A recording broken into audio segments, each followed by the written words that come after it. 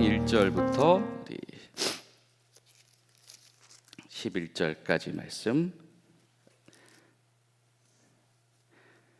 한 절씩 교독해 올립니다. 그러므로 형제들아 내가 하나님의 모든 자비하심으로 너희를 권하노니 너희 몸을 하나님이 기뻐하시는 거룩한 산 제물로 드리라. 이는 너희가 드릴 영적 예배니라.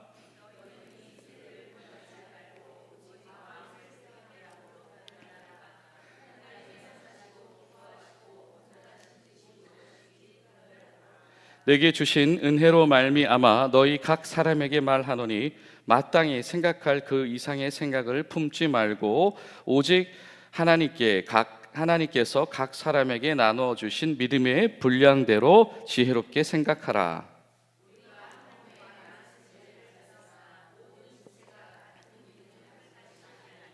이와 같이 우리 많은 사람이 그리스도 안에서 한 몸이 되어 서로 지체가 되었느니라.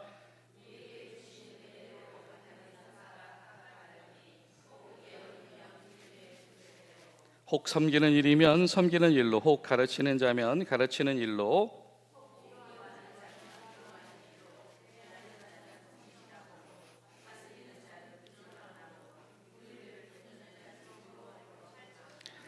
사랑에는 거짓이 없나니 악을 미워하고 선에 속하라.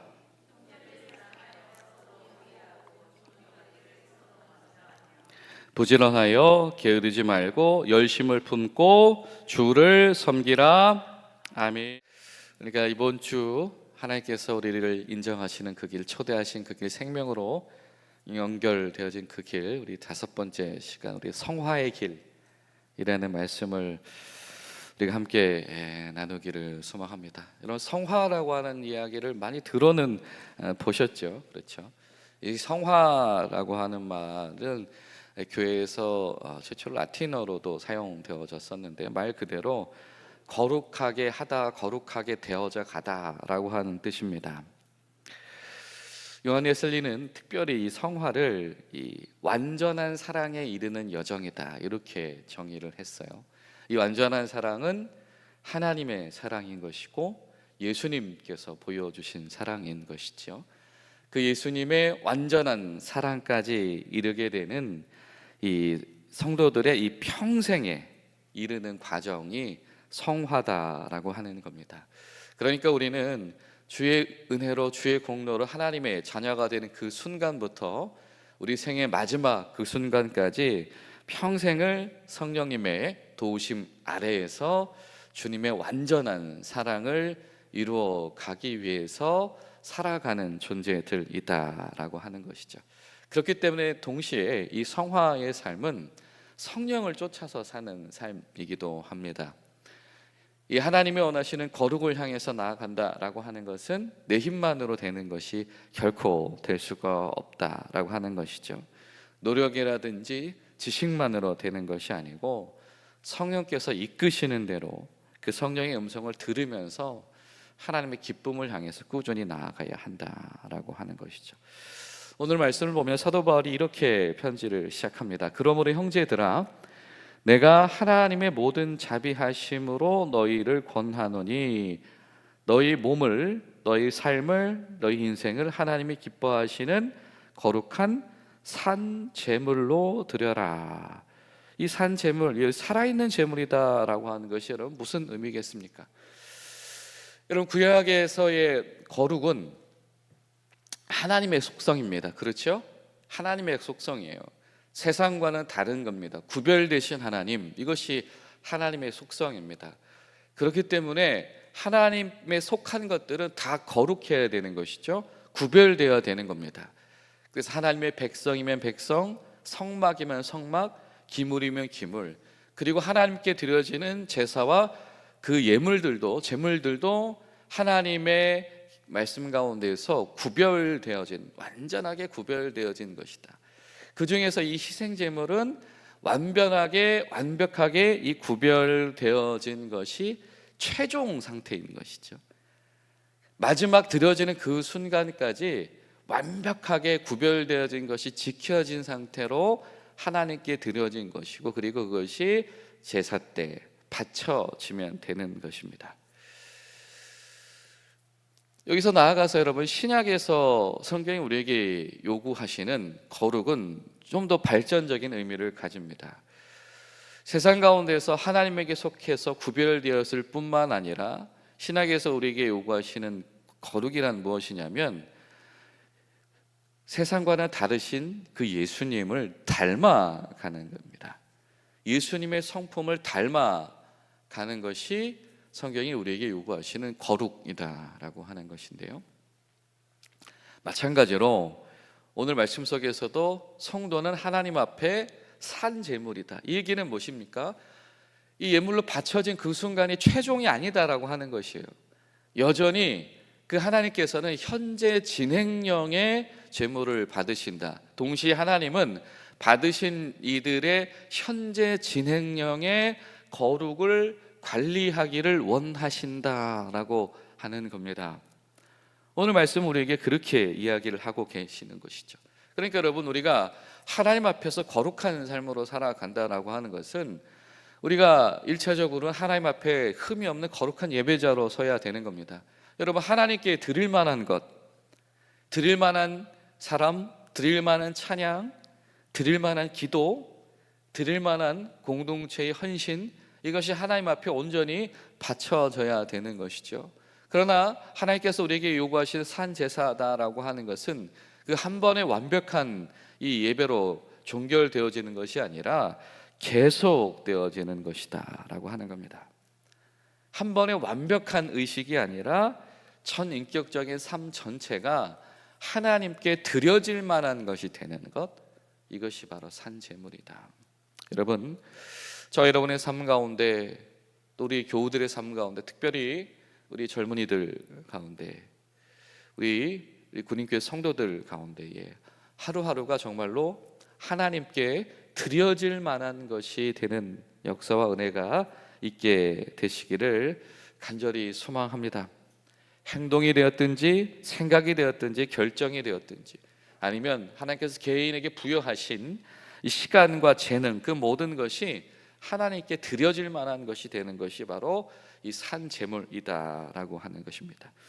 또 2절을 보면 이렇게 말씀을 하죠. 너희는 이 세대를 본받지 말고 오직 마음을 새롭게 함으로 뭐 하래요? 변화를 받아라 라고 이야기합니다. 이 변화를 받아라 라고 하는 말은 무엇이냐면 겉모습을 바꾸라 라고 하는 것이 아니라 속에서부터 다 바뀌어져라 라고 하는 뜻입니다. 마음속 깊은 곳에 있는 영적인 갱신으로부터 시작되어지는 변화가 필요하다라고 하는 겁니다. 이런 우리가 변화를 줄 수가 있죠. 이 치장을 바꿀 수도 있고요, 외형을 바꿀 수도 있고, 이 간단한 형식의 변화를 주는 것도 사실은 적지 않은 변화가 될 수도 있습니다. 그런데 오늘 말씀이 우리에게 요구하시는 변화다라고 하는 것은 무엇이냐면, 새롭게 변화된다라고 하는 것은 무엇이냐면 우리 마음속 깊은 곳에 있는 영적인 갱신, 완전히 속에서부터 그 체질이 달라지는 변화를 요구하신다라고 하는 거죠. 예수님께서 말씀하셨습니다. 내 배에서 생수의 강이 흘러 넘치리라. 당신에겐 무슨 피가 흐르고 있나요? 어떤 분들은 우리에겐 붉은 피가 흐르고 있습니다. 우리에게는 푸른 공군의 피가 흐르고 있습니다. 이렇게 대답하실 수도 있겠지요. 근데 성경은 우리에게 요청하는 겁니다. 당신에게 어떤 피가 흐르고 있습니까? 그렇습니다. 성령의 피가 흐르고 있습니다. 당신의 전해질은, 당신의 유기질은 무엇으로 구성되어져 있습니까? 성령으로 구성되어져 있습니다. 이렇게까지 요구하시는 것이 바로 성화다라고 하는 겁니다. 신체의 어느 부분을 보아도 겉과 속에서 완전히 이 새로운 것이 시작되어지는 것. 여러분, 그렇게 되기 위해서는 우리가 날로 새로워지는 갱신의 경험을 하지 않으면 안 될 겁니다. 성화의 삶이다라고 하는 것은 무엇이냐면 우리 속과 속으로부터 겉에 있는 모든 것이 새로워지는 이 신앙의 경험과 성숙이 매일매일 경험되어진다. 그 갱신이 매일매일 경험되어진다라고 하는 것이죠. 성령이 과연 우리를 내버려 두실까라고 하는 것입니다. 우리가 성령을 쫓아서 살아간다라고 할 때 성령이 과연 우리를 내버려 두실 것인가? 성령은 우리를 내버려 두시지 않는다. 왜냐하면 성령은 주님의 영이거든요. 성령은 우리가 주님을 닮도록 인도해 가시는 영이거든요. 우리가 그런 성령님의 인도하심에 조금 더 주의 깊게 귀를 기울인다라고 하는 것, 때로 우리가 영적인 감수성, 민감함이라고 표현을 하기도 하죠. 내가 좀 더 귀를 기울여 보겠습니다. 내가 좀 더 민첩하게 반응하며 행동해 보겠습니다. 이런 식으로 우리가 교제를 맺어 나갈 때 우리 가운데서 하루하루의 새로운 진정한 변화들이 경험되어지게 될 줄로 믿습니다. 그뿐만이 아니죠. 오늘 성경은 우리 3절부터 8절까지 이르러서 무슨 이야기를 쭉 하냐면, 하나님께서 주신 은혜의 선물, 은사, 이 카리스마를 잘 사용해라. 이 은사를 사용해서 교회를 섬겨라 라고 하는 겁니다.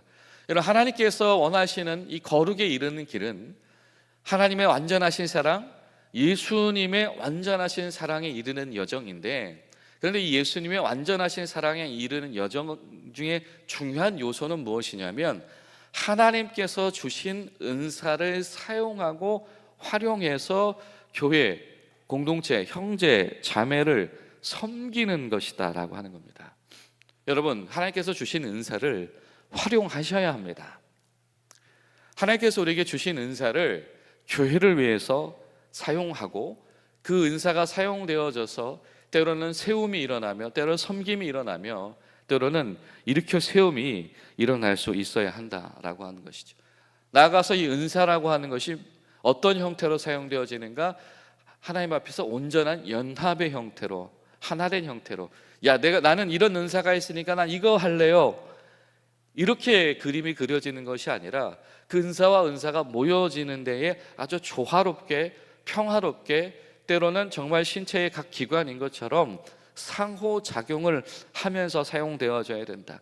우리 가운데 은사를 경험하기도 합니다. 은사를 사용하기도 합니다. 그런데 때로는 우리가 내가 가지고 있는 은사에 너무 이 절대성을 부여한 나머지, 그것만이 전부인 것처럼, 나의 은사만이 전부인 것처럼 나의 신앙생활을, 형제 자매들의 신앙생활을 오해할 수가 있다라고 하는 것인데요, 오늘 성경 분명히 말합니다. 그 은사라고 하는 것이 한 몸 되어져서 교회에서 서로를 위해서 사용되어져야 됩니다.